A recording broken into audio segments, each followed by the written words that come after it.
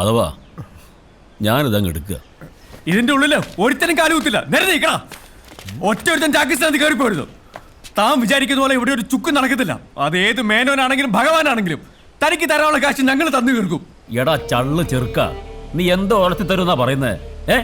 പറയാൻ പേരിനൊരു പണി പോലുമില്ല. പോയി അതുണ്ടാക്കാദ്യം, എന്നിട്ട് രോഷാകുൽ നാവ്. മാധവ, മുക്കാ ചക്രത്തിന്റെ കണക്കല്ല ഇത്. മേനോൻ സാറേ, ഓർമ്മ വെച്ച കാലത്ത് എൻ്റെ അച്ഛൻ തുടങ്ങിയതായി തിയേറ്റർ. ഇത് എൻ്റെ കയ്യിലോട്ട് കിട്ടുമ്പോൾ തന്നെ ഒരുപാട് ബാധ്യതകൾ ഉണ്ടായിരുന്നു. അതുകൊണ്ട് തന്നെ സാറിൻ്റെ കയ്യിൽ നിന്ന് ഒരുപാട് കടം വാങ്ങിച്ചിട്ടുണ്ട്. ഈ സ്ഥലമോ എന്ത് വേണമെങ്കിലും സാർ എഴുതിയെടുത്തു. ഇത് നടത്തിക്കൊണ്ടു പോകാനുള്ള അനുവാദമെങ്കിലും എനിക്ക് തരണം. എടോ മാധവ, തന്റെ ചരിത്രം അറിയാനല്ല ഞാൻ വന്നത്. പെരുവത്ത് കടവുകാരെ മുഴുവൻ സിനിമ കാണിച്ച് പുണ്യാളനാവാൻ ഞാൻ ഉദ്ദേശിച്ചിട്ടുമില്ല. പിന്നെ ഇതിനകത്തൊന്ന് എന്തുണ്ടാക്കാനാ തന്റെ വിചാരം? ആ ഫിലിം കറക്കുന്ന കുന്ത്രാണ്ടത്തുനിന്ന് ഉണ്ടാക്കാന്ന് വെച്ചാ